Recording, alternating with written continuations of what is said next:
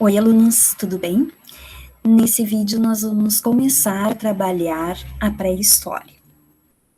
Nós vamos então iniciar com a definição de pré-história e os 3 principais períodos da pré-história.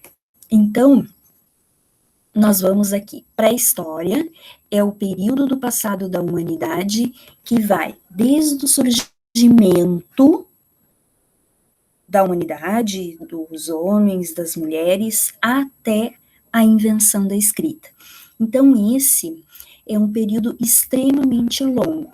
Então, aqui no período paleolítico, o primeiro período da pré-história, nós temos o surgimento da humanidade há mais ou menos 4 milhões de anos AP, antes do presente. Isso aqui eu já tinha explicado para vocês antes. Então, nós temos 3 períodos: paleolítico, neolítico e idade dos metais. Há mais ou menos 4 mil anos antes de Cristo, ocorre a invenção da escrita. No momento que a escrita é inventada, é criada, e a primeira escrita que nós tivemos foi a escrita cuneiforme da Mesopotâmia, foi criada pelos sumérios, um dos povos da Mesopotâmia. Então, a pré-história vai de 4 milhões de anos antes do presente até mais ou menos 4 mil anos antes de Cristo. Então, vamos ver os períodos aqui. O primeiro período, paleolítico. Esse período também é chamado de período da pedra lascada. Paleo quer dizer antigo e lítico quer dizer pedra. O segundo período também é chamado de período da pedra polida, neo, novo, lítico, pedra. Então, a principal matéria-prima utilizada pelos hominídeos, os homens da pré-história, para a produção de instrumentos foi a pedra. Aqui, a pedra lascada é a técnica utilizada para a produção do instrumento. Então, a matéria-prima é a pedra e a técnica utilizada no primeiro período é o lascamento. No segundo período, além de lascar, vai polir a pedra. Depois nós vamos trabalhar melhor esses períodos, como eles viviam, do que se alimentavam, como conseguiam alimento, quais os objetos que eles conseguiam produzir, enfim, vamos estudar mais especificamente. Aqui é mais para analisar a linha do tempo. E o terceiro período, então, idade dos metais, quando a humanidade aprende a metalurgia, começa a utilizar metais na produção de instrumentos. Quando eles descobrem que é possível fazer objetos com metais, eles não abandonam imediatamente o uso da pedra, mas eles vão utilizar os dois e vão aprender e vão aperfeiçoar a produção de instrumentos de metal. Então, vocês não precisam decorar datas, vocês têm que aprender a olhar a linha do tempo e tirar daqui algumas informações. Por exemplo, o período paleolítico, o que a gente percebe aqui? Ele é o período mais longo da pré-história. Ele começa em 4 milhões de anos antes do presente e vai até 10 mil anos antes do presente. Então, nós temos aqui um período mais longo. Primeiro período mais primitivo e, ao mesmo tempo, o mais longo. 10 mil anos antes de Cristo, nós temos o período neolítico. Esse aqui é um período, esses 10 mil anos aqui, até 5 mil anos antes de Cristo, nós temos uma evolução tecnológica muito grande na pré-história. E 5 mil anos antes de Cristo, a idade dos metais, até o período em que acaba a pré-história, 4 mil anos. Então, nós temos que olhar e tirar algumas informações. Tá? Não precisa decorar as datas. Então, pré-história é um longo período que inicia com o surgimento da humanidade e termina com a invenção da escrita, certo? Aqui nós vamos trabalhar, então, aonde surgiu a humanidade e como as pessoas se espalharam pelo planeta. Então, aqui nós temos o primeiro ponto na África. Aqui foram encontrados os vestígios e os esqueletos mais antigos da pré-história, mais antigos da humanidade. Então, aqui é chamado, né, como o berço da humanidade. A África, o continente onde tudo deve ter começado. Então, os hominídeos saíram aqui da África, provavelmente sempre em busca de alimento, porque todas essas migrações, elas são marcadas por busca de alimento. Eles conseguiam alimento com caça, pesca, coleta de frutas, raízes, ovos. Então, eles estão atrás do alimento. Sai da África, gerações em gerações. Não é a mesma pessoa que sai da África aqui vai chegar na América. Então, a gente está falando de milhões de anos e de muitas ondas migratórias. Então, sai da África, vai para a Ásia, alguns grupos para a Europa e vai seguindo. Aí nós temos grupos que vão para a Oceania, e aí nós temos 3 explicações para a chegada do homem na América, dentro desse processo todo de migração. Então, 3 hipóteses para a chegada do homem na América. Então, a mais difundida é a chegada do homem na América pelo Estreito de Bering. Então, aqui pela Ásia, pela Sibéria, aqui é o Estreito de Bering. Teriam passado, aqui teria uma ponte de gelo que ligava os 2 continentes, e isso teria acontecido há 20 mil anos atrás. Há 20 mil anos antes do presente, nós tínhamos um período glacial. O período glacial é o período que tem pouca incidência de raios solares na Terra. E com isso, ocorre um resfriamento na Terra, muitos rios ficam congelados, e devido a isso, os mares e os oceanos, eles recebem pouca quantidade de água. E aí, recebendo pouca quantidade de água, diminui o nível do mar. É provável que nessa época o nível do mar fosse 150 metros abaixo do nível atual. Então, nessas condições do período glacial, esses 80 quilômetros, mais ou menos, que dividem aqui por mar a Sibéria do Alasca, na época glacial, há 20 mil anos atrás, e essa faixa aqui, o Estreito de Bering seria uma ponte de gelo, teria baixado o nível do mar e o gelo teria tomado conta, e a megafauna, animais de grande porte, que passaram de um continente para o outro, fez com que os hominídeos também fossem atrás, porque eles estavam sempre atrás de alimento. Os animais passaram pelo Estreito de Bering, os humanos também passaram em busca do alimento. Então, passaram a pé, não tinham a menor ideia de que estavam passando de um continente para o outro. E a partir daqui, então, várias ondas migratórias até chegar na América do Sul. Essa é a primeira hipótese. Chegou pelo Estreito de Bering num período glacial há mais ou menos 20 mil anos antes do presente.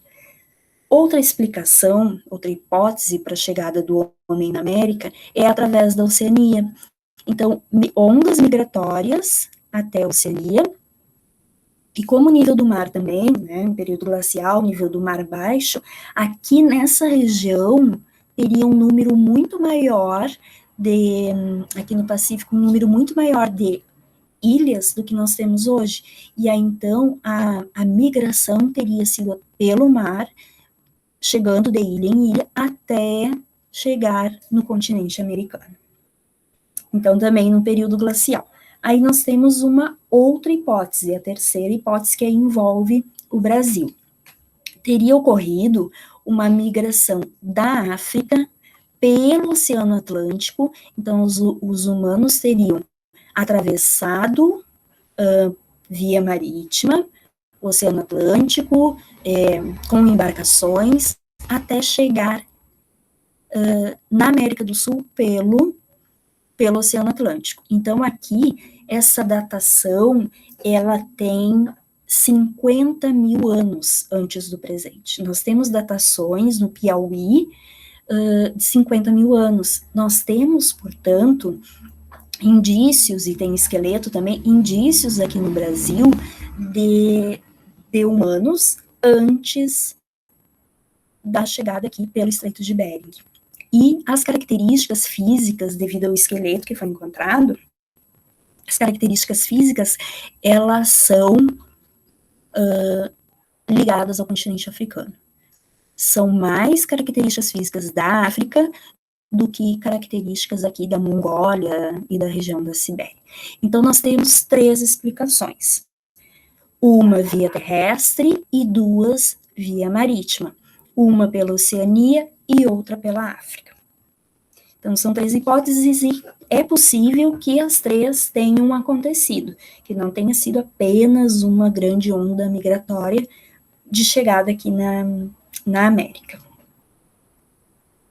Aqui nós temos hominídeos.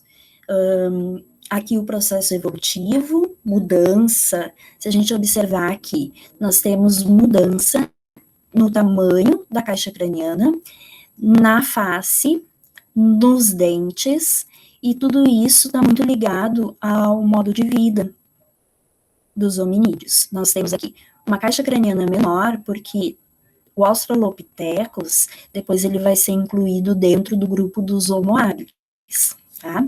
Então, aqui, até o Homo habilis, nós temos um volume cerebral de 800 centímetros cúbicos. Aqui no Homo erectus, nós temos 1.100 centímetros cúbicos de volume cerebral. Do Homo sapiens até o Homo sapiens sapiens, esses 2 aqui, nós temos 1.500 aproximadamente, 1.500 centímetros cúbicos de volume cerebral. Então, conforme eles vão explorando a natureza, desenvolvendo tecnologias, criando habilidades, eles também vão desenvolvendo o cérebro e, portanto, vão ficando mais inteligentes. É um processo que está interligado. Desenvolve a tecnologia, aprende e aumenta o tamanho do cérebro. Aumentou o tamanho do cérebro, também fica mais habilidoso, mais inteligente. Então, nós temos aqui. O que muda a questão da face e dos dentes? Aqui os dentes, aqui no habilis, os dentes muito maiores do que, por exemplo, do Homo sapiens.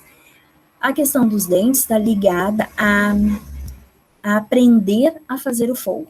A partir do momento em que eles aprendem a fazer o fogo e passam a comer a carne assada, as raízes, não precisa mais rasgar a carne crua com os próprios dentes, então, ao longo, num processo evolutivo, ao longo de muitas gerações, começa a ocorrer uma diminuição na face, na arcada dentária e no tamanho dos dentes. Então, isso tudo vai fazer com que ocorra essa mudança na caixa craniana, nos dentes e aqui no maxilar. Então, nós temos uma evolução. A habilis é o mais antigo de todos, ele come carne crua, ele não conhece a técnica de produzir fogo, e ele foi encontrado apenas na África. O Homo erectus, ele foi encontrado na África, na Europa e na Ásia. Ele aprende a fazer o fogo, ele começa a desenvolver a linguagem,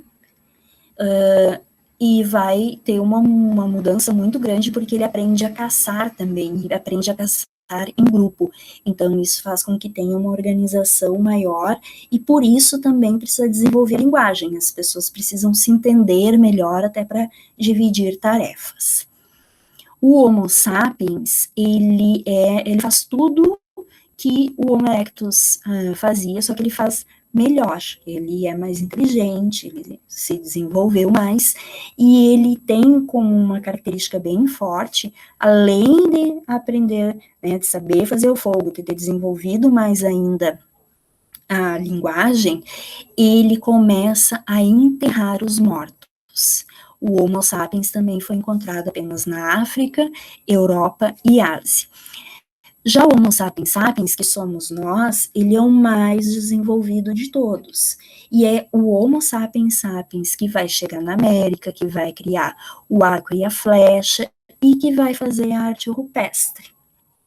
Então, o que é a arte rupestre? É toda a pintura ou gravado feito pelo homem pré-histórico. E ela tem um caráter mágico, religioso, como quando eles pintavam nos abrigos sob rocha ou nas cavernas, eles pintavam como se fosse um ritual mágico. Aquilo que eles estavam pintando era o que eles queriam que acontecesse na vida deles. Por exemplo, pintavam os animais, eles não queriam passar fome, eles queriam sempre encontrar grande quantidade de animais para eles poderem caçar. Aqui na caça, aqui já está com arco e flecha, por exemplo, que eles não morressem, né, que os homens não morressem tanto nas caçadas, e que não faltasse alimento para o grupo. Então, aqui é pintura, que é arte rupestre. Aqui nós temos a escultura. Essa escultura, ela é chamada de Vênus de Willendorf. Ela foi encontrada na Alemanha. E as mulheres, elas carregavam essas esculturas, que eram pequenas, 10, 12, 13 centímetros, mais ou menos, elas andavam com essas esculturas, elas eram amuletos da fertilidade. Então, aqui a gente pode perceber a intenção, a ideia deles. Não precisa ter um rosto definido. Aqui a gente não percebe boca, olhos, nariz. O rosto não é importante. O que importa é o corpo. Quando faziam essas esculturas, estavam querendo que a mulher engravidasse, e que a mulher engravidasse e tivesse um filho homem.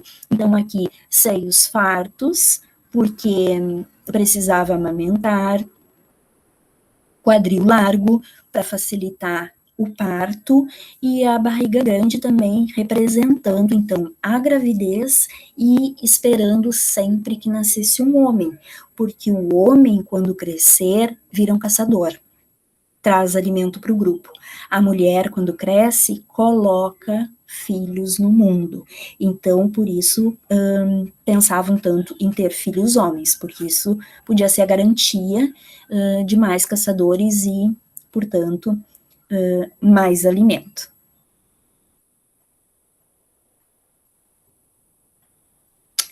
Aqui, então, nós temos mais uma arte rupestre, que é a Sala dos Touros, em Lascaux, na França. E aqui, então, eu vou convidar vocês para ver rapidamente, é uma visita virtual a essa caverna de Lascaux, na França. Então, eu vou pegar aqui, um minutinho.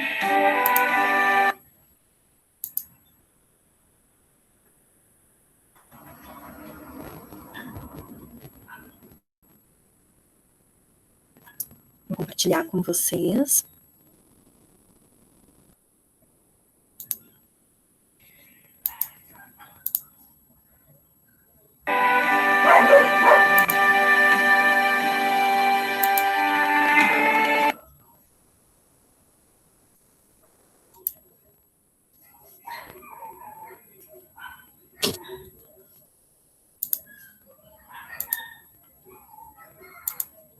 Já vai. Vale a pena.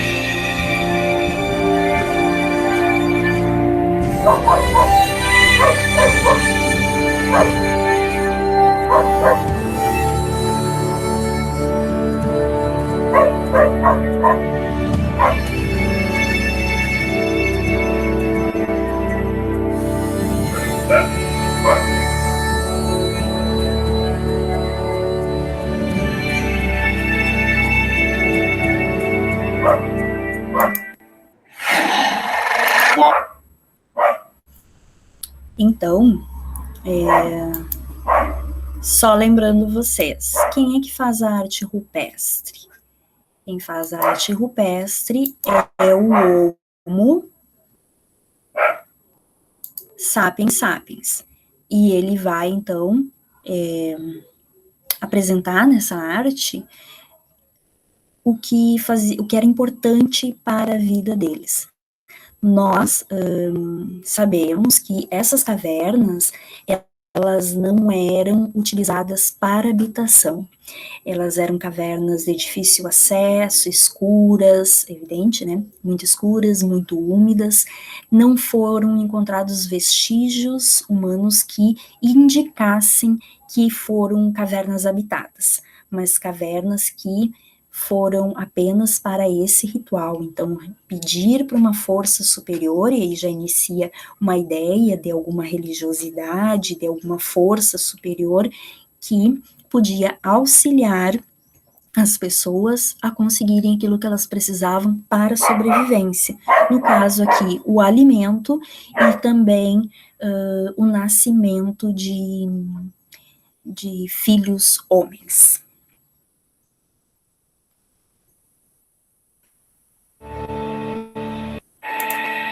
Então, gente, por hoje hoje nós ficamos por aqui. Na próxima aula a gente dá continuidade, então, ao estudo da pré-história, certo?